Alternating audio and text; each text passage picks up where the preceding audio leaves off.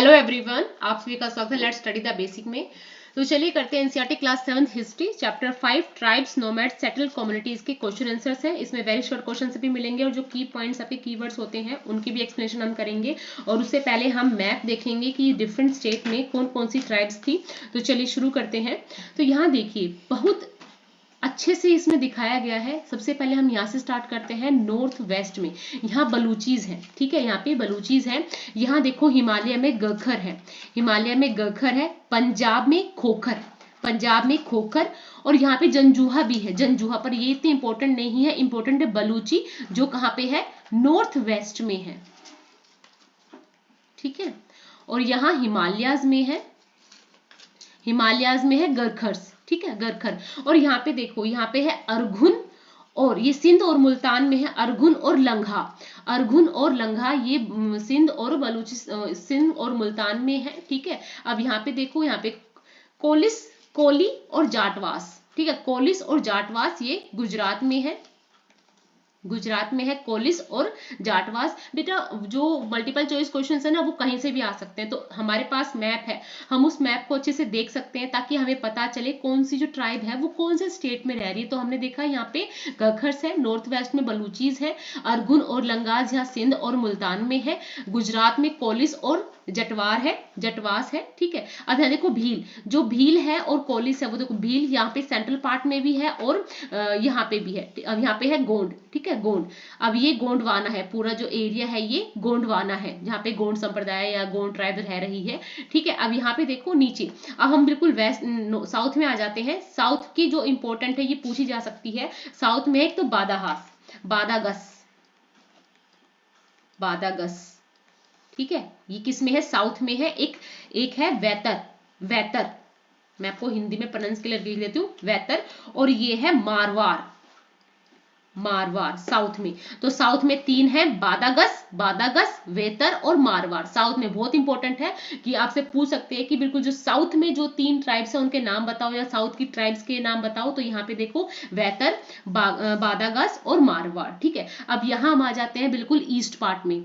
East part में most important है अहोम, नागाज, ठीक है। और यहाँ पे हमारा कचरिस, कचरिस है, वैसे ये इतना इंपॉर्टेंट नहीं है आपके लिए, है अहोम, नागाज, खासी, गारो खासी आपने सुना होगा, खासी, ठीक है। यहाँ पे देखो ये है चैर, चैर और ओरांस, ठीक है, चैर और ओरांस। तो आपको मेनली यही चीज देखिए। यहाँ देखो ये संथाल का है पूरा पोर्शन, संथाल, ठीक है। तो संथाल, अहोम और ये यहाँ पे खासी हो गया, नागा ट्राइब्स हो गई, ठीक है। यहाँ पे गोंडवाना हो गया, भील ट्राइब्स हो गई, खोजिस और जतवार यहाँ गुजरात में है।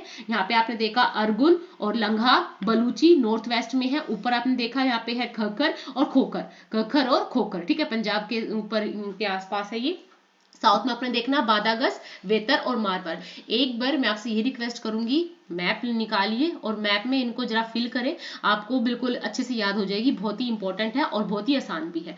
तो चलिए क्वेश्चन पे मूव करते हैं। इससे पहले आपके कीवर्ड्स हैं, जरा उन कीवर्ड्स को देख लेते हैं। पहले वर्णा। अब वर्णा क्या थे, हमने बताया था कि जो ब्राह्मण है उन लोगों ने क्या किया था, जो सोसाइटी है उसको 4 पार्ट्स में डिवाइड कर दिया था। 4 पार्ट्स में कौन कौन से थे, पहले ब्राह्मण जो पूजा पाठ वाला काम करते थे, क्षत्रिय जो युद्ध करते थे, वैश्य जो ट्रेडर्स या व्यापार करते थे, शूद्र जो सारे छोटे मोटे जो काम थे वो करते थे। अब बात है जाति। अब ब्राह्मण ने देखा कि छोटे मोटे काम करने के लिए या ऑर्गेनाइजेशन को अच्छे से चलाने के लिए सोसाइटी को हमें कुछ और लोगों की जरूरत है। तो उन्होंने जाति को इन्वेंशन दिया। और जाति में किस किस को दिया, आर्टिस्टियन थे, मतलब जो कामकार है, दस्तकार है, जिसे आर्टिस्टियन बोलेंगे, दस्तकार, दस्तकार, ठीक है। इसमें कौन कौन थे, स्मिथ, ठीक है, carpenter, mason were also recognised as separate जातीज, ठीक है। तो जाति का बेसिकली ये एक कास्ट बेस्ड सोसाइटी है, गिवन द स्टेटस ऑफ जातीज। अब है टांडा। टांडा क्या था, हमने पढ़ा था कि बंजाराज थे जो वो बेसिकली क्या थे, इंपॉर्टेंट थे, इंपॉर्टेंट ट्रेडर्स थे, नोमाड, ठीक है। और वो कारवा में चलते थे, पूरा अपना बहुत सारे लोगों के साथ, अपने सारे पशुओं के साथ, उनके साथ चलते, बहुत सारा सामान लेके चलते थे। अब उस कारवा को हम कहते थे टांडा, उस कारवा को हम क्या कहते थे, टांडा। अब गढ़, गढ़ क्या थे, तो जो गोंड किंगडम था ना उसमें गढ़ कटंगा में 70,000 विलेजेस थे, 70,000 विलेजेस थे, और उस गढ़ कटंगा को ही इन्होंने कई जगह बांट रखा था। उस जो बांटने की जो डिवाइडेशन थी ना, उसको ही गढ़ कहा गया है, ठीक है। और हर गढ़ का अपना एक क्या होता था, गोंड क्लैन होता था, उसका सरदार होता था, ठीक है। तो गढ़ कटंगा है जिसमें 70,000 विलेज है, और 70,000 विलेज में से एक विलेज है उसको गढ़ कह रहे हैं, और गढ़ का क्या होता है, गोंड है, ठीक है। अब 84 क्या है, अब जो वो गढ़ भी है ना, मतलब वो एक गांव भी है, जो एक गढ़ है, वो भी आगे डिवाइड है 84 विलेज में, ठीक है। 84 विलेज उसमें और आते हैं, मतलब बहुत ही वास्ट उनका एडमिनिस्ट्रेशन था, ठीक है। तो उसमें आप सिर्फ ये ध्यान रखोगी, गढ़ कटंगा के 70,000 गांव में थे, जिसको डिवाइड कर रखा था गढ़ में, ठीक है। उसको कंट्रोल करे थे गोंड क्लैन। बाद में जो 84 है, उस गढ़ को ही फर्दर डिवाइड कर रखा है, जिसको 84 विलेज है, जिसमें फिर उसके बाद जब ये 84 विलेज है, 84 विलेजेस हैं, जैसे ये 84 विलेज है, 1 विलेज, 2 विलेज, 3 विलेज, अब इस एक में ही 12 विलेज है, ठीक है। एक में ही 12 विलेज है, ठीक है। अब है ये क्या गया हमारे पास, ये है भुइया। भुइया क्या है, भुइया बेसिकली लैंड लॉर्ड और चीफटन है, ठीक है। ये सिर्फ लैंड लॉर्ड के लिए भुइया, उस टाइम की जो बड़े लैंड ओनर थे उनको बोला जाता था। पाइक क्या थे, पाइक इंपॉर्टेंट है, ये बहुत इंपॉर्टेंट है। पाइक क्या है, Ahom state depend upon forced labour. जो अहोम स्टेट था वो फोर्स्ड लेबर पे काम करता था, उस पर डिपेंड था। Those force to work for the state were called paik. अब उनसे जबरदस्ती काम लिया जाता था, जिसको पाइक कहते हैं, ठीक है। खेल, अब खेल क्या है, तो अहोम सोसाइटी आगे डिवाइड थी खेल में, ठीक है। जैसे गढ़ कटंगा गोंड समुदाय गढ़ में डिवाइडेड था ना, ऐसे ही जो अहोम सोसाइटी है वो किस में विभाजित थी, किस में डिवाइडेड थी, खेल में। अब ये है बुरंजी। ये बुरंजी क्या होता है, so important word of Sanskrit word translate into local language. अब ये एक संस्कृत का इंपॉर्टेंट काम है, मतलब ये एक कला कह सकते हो आप इसको, ठीक है। हिस्टोरिकल वर्क नोन एज बुरंजीज were also written first in Ahom language then in Assamese. तो ये बुरंजी एक इंपॉर्टेंट कुछ राइटिंग वर्क है, जो पहले संस्कृत का वर्ड है, ये अहोम की लैंग्वेज में लिखा गया था, बाद में इसको असमी में लिख दिया। अब सेंसस क्या होती है, सेंसस तो आपको ही पता होगा, the process of A government counting the citizens of its society. अब आप इसको इस कॉन्टेक्स्ट में क्योंकि अहोम ने भी अपनी सेंसस करा रखी थी, या वो सेंसस करते थे कि अपने जितने भी उनके सदस्य हैं उनकी काउंटिंग करने के लिए। तो सब the process of a government counting the citizens of its country. I hope आपको समझ आया होगा। अब यहाँ पे कुछ ही मैच कर लेते हैं। तो मैच करने के लिए देखो यहाँ पे है, पहले हम देखते हैं जो पहले, अब देखो इनको करने का सबसे मेन मैं काम बताती हूँ, इनको हम कैसे कर सकते हैं। जो आपको पता है पहले उनको मैच करते रहो। तो देखो टांडा क्या था, एक कारवा था, ठीक है। अब उसके बाद लेबर क्या है, पाइक है, ठीक है। अब देखो क्लैन क्या है, खेल, ठीक है। अब शिव सिंह कौन थे, अब चलो दुर्गावती को मिलाते हैं। तो दुर्गावती कौन है, गढ़ कटंगा से रिलेटेड है, ठीक है। अब क्या बचे हमारे पास, गढ़ और शिव। गढ़ क्या है, गढ़ है 84, गढ़ किससे मिलेगा, 84 से। और शिव सिंह किससे मिलेंगे, शिव सिंह मिलेंगे अहोम स्टेट से, ठीक है। यही एक टेक्निक होती है कि अगर आपके पास कुछ ऐसा क्वेश्चन आ जाए कि आप उसको कैसे मिलाओगे, तो जो आपको सच में याद है अच्छे से पहले उनको मिला लो, ठीक है। उसके बाद ये सारे अपने आप मिल जाएंगे। तो गढ़ किससे इंपॉर्टेंट है, 84 से। हम देखा कि गढ़ 84 में है, 84 बहुत में है, ठीक है। अब उसके बाद टांडा कारवास को बोलते हैं, लेबर्स पाइक है, क्लैन खेल है, ठीक है, खेल से रिलेटेड है अहोम में। शिव सिंह कौन थे, अहोम स्टेट के से थे। दुर्गावती कौन थी, गढ़ कटंगा की महारानी थी। अब फिल इन द ब्लैंक्स है, the new caste emerging within वर्नाज वर कोल्ड जातीज। जो और समर्ज जो और कास्ट थी वो क्या थी, वर्नाज में जातीज। Dash were historical work written by the Ahom. Historical work जो अहोम ने लिखा उसको क्या कहते हैं, उसको कहते हैं बुरंजीज। क्या कहते हैं, बुरंजीज। द डैश मेंशन दैट गढ़ कटंगा हैड 70,000 विलेजेस। कहाँ लिखा हुआ है, कहाँ पे मेंशन है, गढ़ कटंगा में 70,000 गांव थे, तो ये था अकबरनामा में, ठीक है। As tribal states became bigger and stronger they gave land grant to dash and dash. उन्होंने किसको दिया, किसको लैंड ग्रांट किया, तो पोइट्स और स्कॉलर्स को, ठीक है, पोइट्स और स्कॉलर्स को। अब यहाँ ट्रू फॉल्स है, tribal societies had rich oral tradition. Yes, जो ट्राइबल सोसाइटी थी उनका जो ट्रेडिशन था वो बहुत ही रिच था, बट वो ओरली था, रिटर्न नहीं था, ओरली ही था, तो ये हमारा ट्रू है। there were no tribal communities in the northwestern part of the subcontinent. North west part में अभी देखा ब्लूचीज है, अर्गुन है, ठीक है, लंघा है, बहुत सारी थी, तो ये फॉल्स है. The 84 in Gond state contained several cities, cities थी नहीं, उसमें गांव थे. The Bhils lived in the northeastern part of the subcontinent. नहीं, ये दो सेंट्रल पार्ट में रहने वाली जो ट्राइब्स है वो है, ये फॉल्स है. नेक्स्ट है, what kind of exchanges took place between nomadic pastoral side and settled agricultures. अब जो नोमैडिक थे पेस्टोरलिस्ट थे, उनके बीच में और जो सेटल्ड एग्रीकल्चरिस्ट थे उनके बीच में क्या डिफरेंस. तो आपने देखा कि जो नोमैडिक पेस्टोरलिस्ट थे वो एक जगह से दूसरी जगह इतनी लंबी लंबी डिस्टेंस को कवर करते थे, ठीक है, और अपने साथ अपना दूध रखते थे, अपने सारे प्रोडक्ट रखते थे, पेस्टोरल मतलब जो दूध से बने हुए प्रोडक्ट थे वो रखते थे. दे exchange wool, ghee etcetera with settled agriculturist for grain, cloth, utensils and other product. ठीक है, तो उनके बीच में जो एक्सचेंज था वो इसी चीज का था कि जो नोमैड्स थे वो अपना मिल्क या अपने मिल्क से बनी कोई चीजें हैं वो उन जो सेटल्ड एग्रीकल्चरिस्ट हैं उनको देते थे, उनसे बदले में क्या लेते थे, ग्रेन, क्लॉथ, यूटेंसिल्स लेते थे. ठीक है, so nomadic pastoralist moved over long distance with their animals, lived on milk and other pastoral product. They exchanged wool, ghee etc. with settled agriculturists for grain, cloth, utensils and other product. बहुत simple है, simple ही याद रखना है कि आपको क्या करना है कि जो नोमैडिक पेस्टोरलिस्ट थे वो एक जगह से दूसरी जगह अपने एनिमल्स के साथ, मिल्क के साथ और अदर पेस्टोरल प्रोडक्ट के साथ घूमते थे और वे एक्सचेंज करते थे वूल, घी किसके साथ, जो एग्रीकल्चरिस्ट थे जो सेटल्ड हो चुके थे उनके साथ, और वो उनको क्या देते थे, grain, cloth, utensils and other product जो उनके काम की चीजें थी. How was the administration of Ahom state organised. अब जो अहोम स्टेट था वो अपना एडमिनिस्ट्रेशन कैसे ऑर्गेनाइज किया हुआ था उन्होंने, तो आपको पता है कि वो फोर्स लेबर पे डिपेंड थे. ठीक है, हर एक को फोर्सली वर्क कराया जाता था, सेंसस होती थी वहां पे, ठीक है, रोटेशन होती थी. बाद में क्या किया उन्होंने, अपने जहां पे कम पॉपुलेशन थी और जहां ज्यादा पॉपुलेशन वहां शिफ्टेड स्टार्ट कर दिया. अब जैसे शिफ्टेड स्टार्ट हुआ तो उससे क्या हुआ, वो ब्रोकन अप हो गए. ठीक है, और 17वीं शताब्दी के आते आते ये थोड़ा सा सेंट्रलाइज्ड हो गया. ठीक है, और जो अहोम सोसाइटी है उसको खेल में डिवाइड किया गया है और हर एक अडल्ट को आर्मी में सर्व करना बहुत जरूरी था. ठीक है, so at other times they were engaged, और जब वो आर्मी में काम नहीं कर रहे होते थे, आर्मी के लिए सर्व नहीं कर रहे होते, तो उनको क्या करना पड़ता था, डैम बन रहा है वहां काम कर लिया, इरिगेशन हो रही है वहां काम कर लिया, और कुछ काम कर लिया. तो सिंपली याद करना है, इसी Ahom state depends upon force labour. सबसे बड़ी बात है फोर्स लेबर पे डिपेंड थी. Those force to work for the state were called paik. ठीक है, a census of the population was taken. Each village had to send a number of pike by rotation. अब तो याद हो जाना चाहिए कि पाइक अहोम से रिलेटेड है. पाइक वो लोग थे जो फोर्स लेबर थे, फॉर अहोम स्टेट के लिए काम करते थे. सेंसस होती थी वहां पे. People from heavily populated areas were shifted to less populated places. Ahom clans were thus broken up. इसके बाद क्या हुए, जो clans थे वो टूट गए.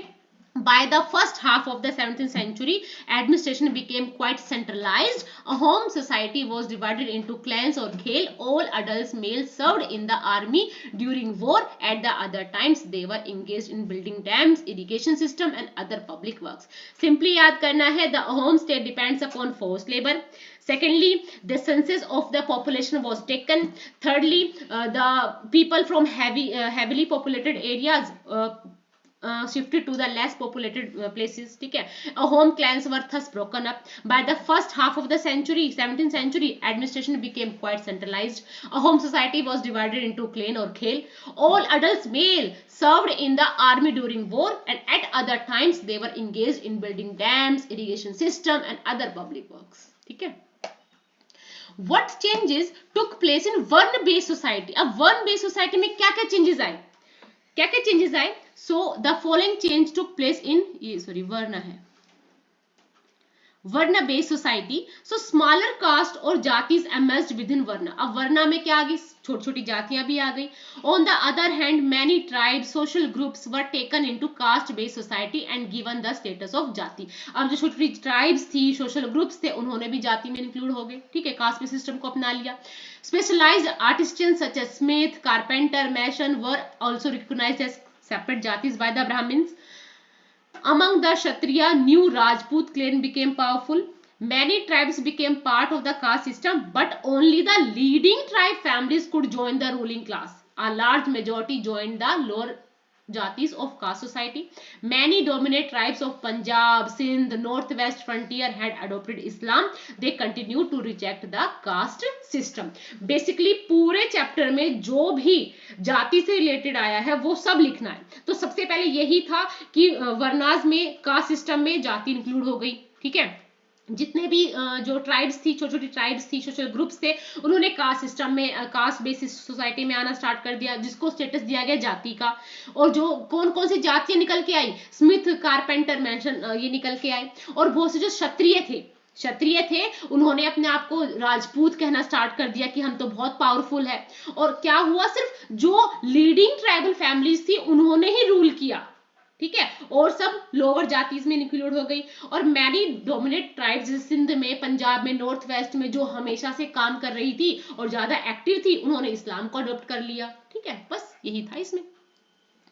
How did tribal societies change after being organized into a state? अब उनमें क्या चेंज आया, ट्राइबल सोसाइटीज में क्या चेंज आया जब उन्होंने स्टेट एज ऑर्गेनाइज कर एज मान लिया. So equal society gradually got divided into equal social classes. Brahmans received land from the Gond rajas. They became more influential. ब्राह्मण का तो जो तबका था वो ऊपर ही होगा क्योंकि गोंड राजास ने उनको बहुत सारी जमीन जायदाद दी. The Gond chief now wish to be organised as Rajput. और जो गोंड चीफ थे उन्होंने क्या किया, वो एज अ रिकॉग्नाइज्ड हो गए राजपूत के जैसे. ठीक है, were the Banjara important for the economy. क्या उस टाइम की इकोनॉमी के लिए बंजाराज इंपॉर्टेंट थे? बिल्कुल इंपॉर्टेंट थे. क्यों? Because they played an important role in the transporting grain to the city market. भाई ट्रांसपोर्ट कौन करेगा ग्रेन का, वही कर रहे थे.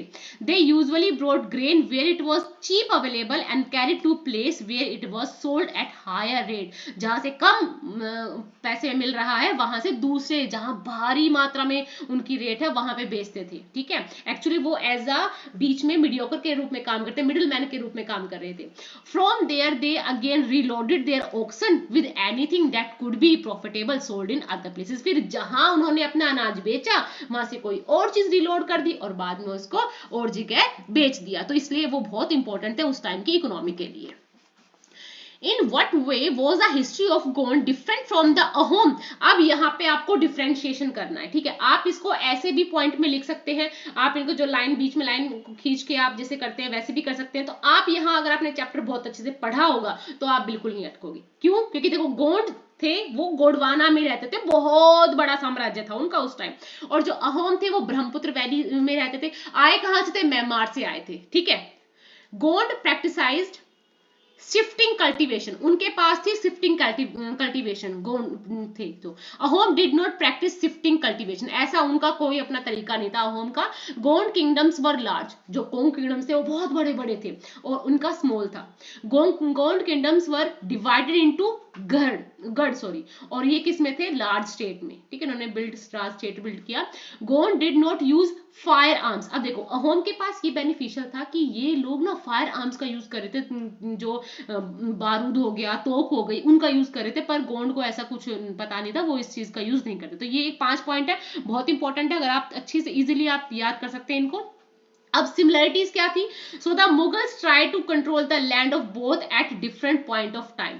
अलग अलग समय पे, अलग अलग टाइम पे मुगल्स ने इन दोनों ट्राइब्स पर अपना अधिकार जमाना, अपना कंट्रोल जमाना चाहा. There were changes in society of both due to diversification of occupation. अब जैसे जैसे जो ऑक्यूपेशन बदलते गए चेंजेस भी आते गए सोसाइटी में. ठीक है, अब ये बहुत ही इंपॉर्टेंट क्वेश्चन है, वेरी शॉर्ट क्वेश्चन आंसर है. 20 या 25 नंबर के आते हैं और आप इजीली आप इनको कैरी कर सकते हैं अगर आपने चैप्टर को अच्छे से पढ़ा है मेरे साथ. तो so how did the caste of entertainer earn their livelihood. कैसे करते थे वो अपना लिवलीहुड कैसे करते थे? So they earn their livelihood by performing in different town and village. जो फेरी वाले होते थे वो कैसे अपने जीविका चलाते थे? तो वो जगह जगह जाके क्या करते थे? परफॉर्म करते थे डिफरेंट टाउन में, डिफरेंट विलेजेस में. ठीक है, which tribe was very influential in Punjab during the 13th and 14th century. बिल्कुल लाइन से उठा के क्वेश्चन पूछे जाते हैं, फिर आप पूछते हो कि कहां से आ गया. तो यहाँ से आ गया ये। सो पंजाब में उस टाइम 13 और 14 सेंचुरी में कौन सी ऐसी ट्राइब थी जो बहुत ज्यादा इन्फ्लुएंस कर रही थी? तो हमने देखा खोखर ट्राइब थी जो उस टाइम बहुत ज्यादा इन्फ्लुएंस करी थी पंजाब में, ठीक है। Name the tribe which was powerful in the north west. North west में कौन सी ट्राइब थी? बलूचीज। कौन सी थी बच्चा? Baluchis. Name any two tribes which lived in the extreme south. South में बिल्कुल नीचे कौन से थे? वेतर्स और मतवार्स, ठीक है, मतवार्स। Who were specialized Astians? वो कौन कौन से थे? सो स्मिथ, कारपेंटर, मैशन, ये सब स्पेशलाइज्ड थे। Who controlled गढ़? गढ़ को कौन कंट्रोल करता था? Gond clan. What made the Brahmins more influential in Gond society? Gond society में ब्राह्मण को ज्यादा इन्फ्लुएंशियल किसने बनाया? ठीक है क्या? ठीक है। So the Gond rajas began to grant land to Brahmans, this made them influential. कि जितना ज्यादा उनके पास जमीन होती गई वो उतनी ज्यादा इन्फ्लुएंशियल होते गए। Who was अमनदास? अमनदास कौन थे? अमनदास थे गोंड राजा ऑफ गढ़कटंगा, जिसने किसकी उपाधि थी? संग्राम शाह की उपाधि जो टाइटल है वो अपने नाम कर लिया था, ठीक है। Who was Durgavati? Most important, Durgavati कौन थी? She was the daughter of Salman, the Chandel Rajput Raja of Mahoba. She got married to Dalpat, the son of Gond राजा अमनदास। ये अमनदास जो गोंड राज थे उन्हीं का लड़का था दलपत, उनकी वाइफ थी Durgavati. When did the Mughal forces attack गढ़कटंगा? कब किया उन्होंने? मुगल ने कब अटैक किया? 1565, जब दुर्गावती वहां की रानी थी। What made Garhakatanga rich state? क्यों था? क्यों मुगल चाहते थे भाई इसको हम कैप्चर कर ले, अटैक कर ले, ये कर ले, वो कर ले? वो इसलिए था कि Garhakatanga earned huge wealth by trapping and exploiting elephant to other kingdom. भाई वहां का जो रिच हेरिटेज यही था कि वहां हाथी थे, हाथियों से बहुत सारा काम हो सकता था, वहां पे जंगल थे, इसलिए गढ़कटंगा को वो रिच स्टेट मानते थे और इसलिए उसको कैप्चर करना चाहते थे। Name the items which the Mughals captured by defeating the Gond. ठीक है, गोंड को जो उन्होंने क्या किया, जब डिफीट किया तो क्या क्या लेके गए? तो precious coins and elephants. Who introduced new method of rice cultivation? Rice cultivation का नया मेथड किसने दिया? अहोम ने दिया, अहोम ने दिया, अहोम ने दिया। When did the Mughals attack the Ahom kingdom? Ahom kingdom पे कब अटैक किया? 1662 में। पीछे जाएंगे, गढ़कटंगा पे कब अटैक किया? 1565 में। गढ़कटंगा 1565 में, 1565 में। अहोम पे कब किया? 1662 में, 1662 में। What do present day historians use to write travel histories? So they use oral tradition and rich customs of the tribe peoples to write their histories. ठीक है, histories, ठीक है। आई होप ये आपको अब तक समझ में आएगा। एक इंपॉर्टेंट और है, रानी दुर्गावती के बारे में अगर आपसे पूछ लिया जाए तो आप क्या लिखेंगे? आप ये लिखेंगे कि Rani Durgavati was married to Dalpat the son of Gond raja of Garhakatanga Amandas. Amandas के बेटे दलपत की वाइफ थी Rani Durgavati. Dalpat however died early, Dalpat बहुत जल्दी मर गए थे। After his death Rani Durgavati being very capable began to rule on behalf of her 5 years old son. अपने 5 साल के बेटे के बिहाफ पे उन्होंने क्या किया? रूल करना स्टार्ट किया। और उनके 5 साल के बेटे का नाम था बीर नारायण। क्वेश्चन आ जाए, बीर नारायण कौन था? The son of 5 years old son of Durgavati. She extended her kingdom very soon, और उसने बहुत जल्दी अपने जो किंगडम उसको बढ़ा लिया। 1565 डेट इंपॉर्टेंट है। When the Mughal forces under Asif Khan, Asif Khan ने अटैक किया था। आसिफ खान ने अटैक किया था 1565 में। कहां पे? गढ़कटंगा पे। She put up a strong resistance, उन्होंने बहुत अच्छे से उनसे लड़ाई की। फाइनली शी वाज डिफीटेड, अंत में वो हार गई। But she did not surrendered, उन्होंने अपने आप को सरेंडेड नहीं किया। Instead she prefer to die, उन्होंने मरना पसंद किया। फिर उसके बाद जो उनका बेटा है वो भी लड़ते लड़ते मर गया। आई होप आपको ये चैप्टर बहुत अच्छे से समझ में आया होगा।